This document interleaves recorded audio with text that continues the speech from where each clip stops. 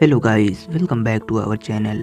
तो जैसा कि लास्ट एपिसोड में हम लोगों ने देखा था कि मास्टर शोयान चाय पीने के लिए उस टावर में पहुंच चुके थे, जहां पर चाय पीने वालों की एक बहुत ही लंबी कतार लगी हुई थी और वो सब लोग चाय के लिए एक से बढ़कर एक ट्रेजर्स को भी दे रहे थे, मगर वो चाय वहां पर किसी को भी नहीं मिलती है। इतने में मास्टर शोयान वहां पर आकर सीधे उस हेड वाले चेयर पर बैठ जाते हैं। तो उस टावर के ऊपर से मास्टर शोयान को एक लड़के की आवाज़ सुनाई देती है, जो कि उससे कहती है कि अगर आपको चाय पीनी है तो आप ऊपर चले आइए। जिसके बाद अगले सीन में ही वही दोनों बच्चे दिखाई देते हैं, जिनमें से वो लड़की बहुत ही ज़्यादा रो रही होती है और सब लोग उसके आसपास जमा हो चुके थे। वो लड़की सब लोगों से ये कह रही होती है कि मेरा भाई मुझे अकेला छोड़कर चल बसा, अब मैं इस दुनिया में बिल्कुल अकेली हूँ, मेरा कोई भी नहीं है। वहाँ से वो सब लोग ये देखने के बाद चले जाते हैं, मगर अचानक वहाँ पर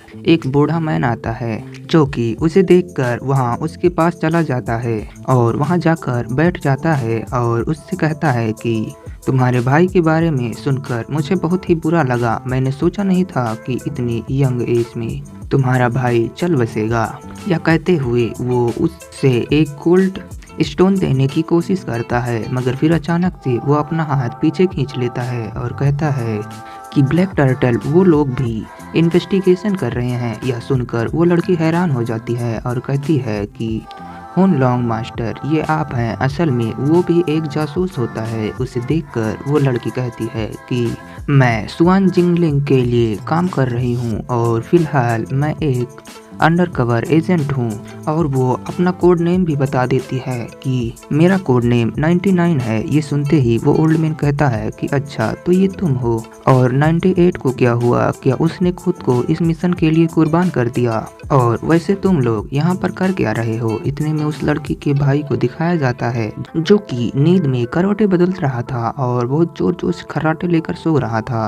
और वो लड़की हुनलंग से कहती है कि ये एक लंबी कहानी है, मगर मैं चाहती हूँ कि आप मेरा एक मैसेज एंसेस्टर तक जरूर से पहुँचा दें। और फिर वो कहती है कि डीमंस बहुत ही जल्दी हमला करने वाले हैं। ये डीमंस सच में बहुत ही ज़्यादा खतरनाक हैं। जब तक वो लोग यहाँ पर मौजूद हैं, हम लोग छुपकर उनका पीछा करते रहेंगे। आपने ये सब कुछ सुना और अब आप लोग, मैं चाहती हूँ कि आप ये हमारा मैसेज एंसेस्टर तक पहुँचा देना। हम लोग अपने एंसेस्टर के लिए हर तरह की कुर्बानी देने के लिए तैयार हैं। हम लोग हीरो की तरह काम करेंगे। एक दिन ऐसा भी आएगा जब हम लोग नासियान लुओ को डीमन से बचाकर यहाँ के हीरो बन जाएंगे। तुम जैसे ही वहाँ पर पहुँचो तो हमारा ये मैसेज उन तक डिलीवर जरूर से कर देना, मगर एक बात याद रखना कि तुम्हें ये न्यूज़ किसी और को नहीं बतानी है। इसके लिए हमने बहुत ही ज़्यादा मेहनत की है। तो वो ओल्ड मैन उस गोल्डन स्टोन को उसे पकड़ाते हुए कहता है कि तुम लोग बिना किसी हिचकिच के आओ और ये समझो कि तुम्हारा काम हो चुका है। ये कहते ही वो वहाँ से चला जाता है और जाते जाते दिल ही दिल में कह रहा होता है कि ये तो बहुत ही अच्छा मौका है। ये दोनों बच्चे बहुत ही ज़्यादा मेहनत कर रहे हैं और इनका क्रेडिट मैं लेता रहूँगा। ये कहने के बाद ये सीन यहीं पर कट हो जाता है और हमें दिखाया जाता है कि कुछ और लोगों वहाँ पे दो लोग जिन्होंने मास्क लगाया हुआ होता है, वो अपने मास्टर से कहते हैं कि डीमंस हमारे टियानसा लुओ पर कब्जा करते जा रहे हैं। जिस पर उसका मास्टर कहता है कि ऐसा लग रहा है कि जैसे इमोर्टल्स वो अब ज़्यादा देर तक होल्ड बैक नहीं कर पाएंगे। और वो अपने मास्क मैन को कहता है कि मास्टर, लगता है कि शायद अब नासियान लुओ का ओल्ड मास्टर ही अकेला डीमन मॉन्स्टर और इमोर्टल की वॉर के बीच में खड़ा है।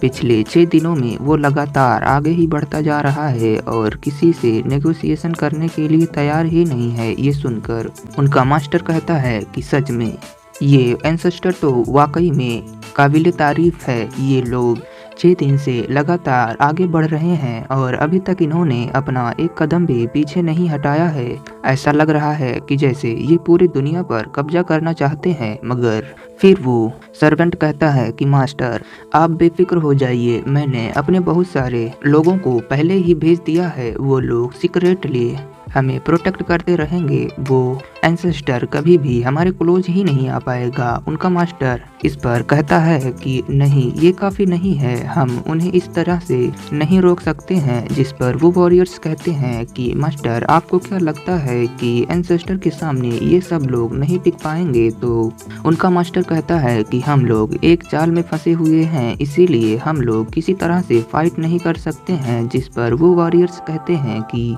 मास्टर, क्या आप यही कहना चाहते हैं कि वो लोग टियान सालुओं के बेहद करीब आ चुके हैं और वो सारे वॉरियर्स को मारने वाले हैं? तो दूसरा वाला कहता है कि मास्टर, मुझे लगता है कि वो लोग यहाँ पर सिर्फ और सिर्फ नेगोशिएशन करने के लिए आ रहे हैं, इसीलिए हमें उनसे डरने की ज़रूरत नहीं है। मगर फिर वो मास्टर कहता है कि हमें उनसे बात करने की कोई ज़रूरत नहीं है। ये सुनते ही वो वॉरियर्स कहता है कि अच्छा, तो मुझे अब समझ में आया आप क्या कहना चाहते हैं।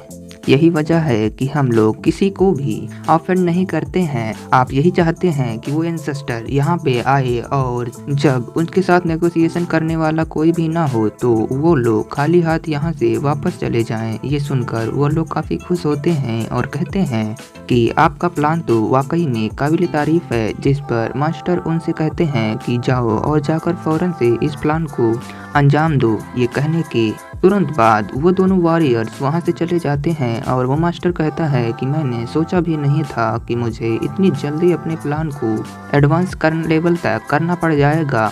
ऐसा लग रहा है कि जैसे वो लोग बहुत ही तेजी से आ रहे हैं और मुझे बहुत ही जल्द अपना सारा का सारा काम खत्म करना चाहिए। जिसके बाद अगले सीन में हमें चूचू को दिखाया जाता है जो कि एक बाउल से बच्चों की तरह खाना खा रही होती है और दूसरी तरफ वहाँ पे खड़े हुए मास्टर को देखकर वो फौरन से अपना बाउल खत्म करके वहाँ पे रख देती है। मास्टर काम और मास्टर हुई से कहती है, आप लोगों को इतनी देर इंतजार करवाने के लिए मैं आपसे माफ़ी चाहता हूँ। तो कॉमेट उनसे खाने पर काफ़ी अजीब से रिएक्शन दे रहा होता है और फिर मास्टर उन लोगों से कहता है कि मेरे ख्याल से मैंने कुछ ज़्यादा टाइम वेस्ट नहीं किया, तुम लोग इतना ज़्यादा परेशान मत हो, मैं बस एक मैजिक स्पेल को बहुत ही ज़्यादा स्ट्रांग बनाने की कोशिश कर रहा था। तो चूचू उनसे कहती हैं कि यह काम तो हो जाएगा, मगर आपको इसकी कीमत का पता है? यह सुनकर वह मास्टर बिल्कुल हैरान हो जाता है।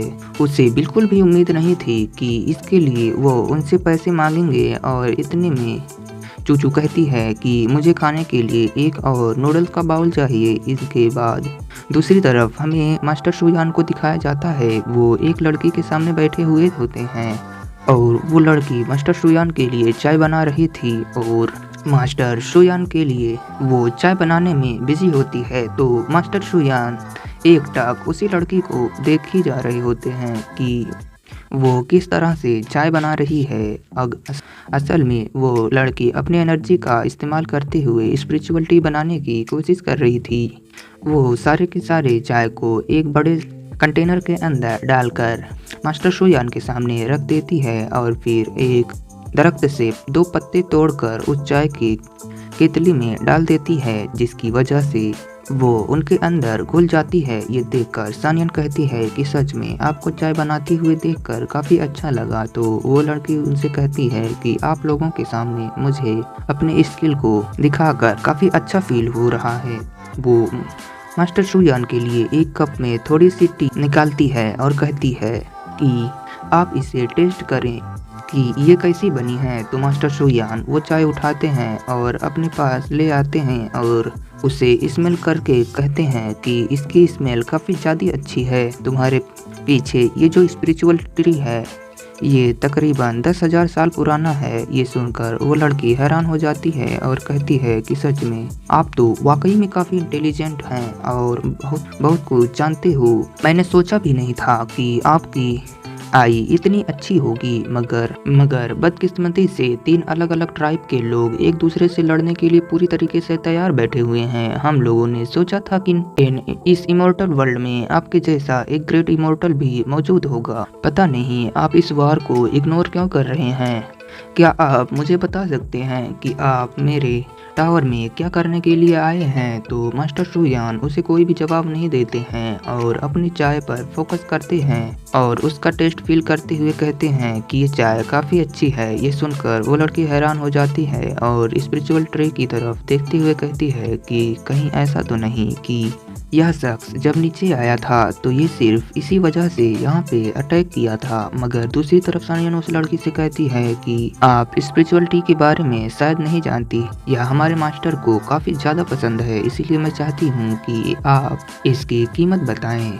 हम इसे अपने साथ ले जाना चाहते हैं, आपको जितनी भी प्राइस चाहिए बस आप एक बार बोल दीजिए, हम आपको उतना दे देंगे। ये सुनकर वो लड़की बहुत ज़्यादा गुस्सा हो जाती है और कहती है कि मैंने सोचा था कि तुम लोग ऐसा ही करोगे, या मेरी मदद करने की बजाय उल्टा मेरे स्पिरिचुअल ट्री साथ में ले जाकर मेरी फाउंडेशन को ही डिस्ट्रॉय करना चाहते हो। तो सानिया कहती है कि कभी कभी कुछ चीज़ें ऐसी होती हैं जिन्हें कीमत के साथ तोला नहीं जा सकता है। तो सानिया कहती है कि मैं समझ गई, तुम्हें किसी तरह का ट्रेजर चाहिए, तुम बस एक बार उस ट्रेजर का नाम बताओ, वो ट्रेजर तुम्हारे सामने हाजिर हो जाएगा। ये कहते ही अचानक वो लड़की गुस्से में आ जाती है और गुस्से में ही वो एक काफ़ी पावरफुल ऑरा रिलीज करती है और उन लोगों से कहती है कि यह स्पिरिचुअल ट्री किसी का भी नहीं हो सकता है, चाहे कोई कितना भी ताकतवर शख्स क्यों ना हो। वो हमारे टियानसुआ लोग वो किसी के साथ भी कोई लड़ाई नहीं चाहता, और अगर तुम लोगों को लगता है कि वो 3 आर्मी एक साथ मिल रही है तो मैं उन लोगों से डर जाऊंगी, तो ऐसा बिल्कुल भी नहीं है। ये कहने के बाद हमें ऊपर आसमान में दिखाया जाता है जहां अचानक बहुत ही ज़्यादा घने बादल छाने लगते हैं, जिस पर वह मौजूद लोग भी काफ़ी ज़्यादा हैरान हो जाते हैं। और दूसरी तरफ वो लड़की मास्टर सुयान से कहती है कि भले ही तुम्हारी इमॉर्टल फैमिली एक ताकतवर फैमिली है, मगर मैं भी तुम्हारे सामने डटकर खड़ी रहूंगी। इतने में सानियान उससे कहती है कि थोड़ी सी चाय खरीद कर, यह कहते हुए वो उसके जैसे ही करीब जाती है तो वो लड़की कहती है कि ठीक है तो फिर आ जाओ। ये कहते ही वहाँ पर अचानक से उस पर हमला करने की कोशिश करने लगती है, मगर वो वहीं पे ही रुक जाती है और कहती है कि कहा तो क्या कहा तुमने, तुम चाहती हो कि मैं नीचे जाऊं, पर आखिर हम लोग नीचे जाकर करेंगे क्या? तुम लोग मेरी स्पिरिचुअल ट्री क्यों खरीदना चाहते हो?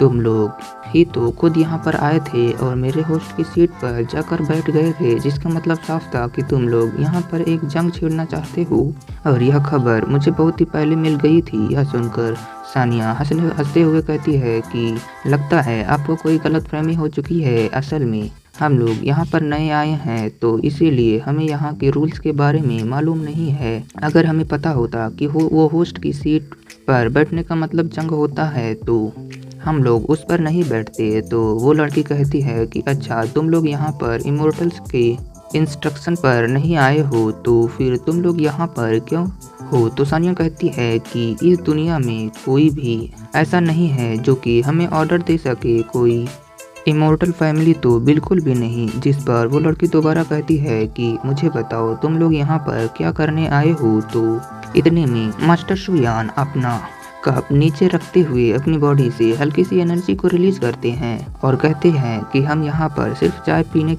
आए हैं। ये कहने के साथ ही हमें दिखाया जाता है कि आसमान में मौजूद सारे काले बादल वापस से छट चुके थे, जिस पर वहाँ मौजूद लोग कहते हैं कि आखिर यहाँ पर हो क्या रहा है। और इसी इनको दिखाने के बाद हमारा एपिसोड एंड हो जाता है। Thanks for watching.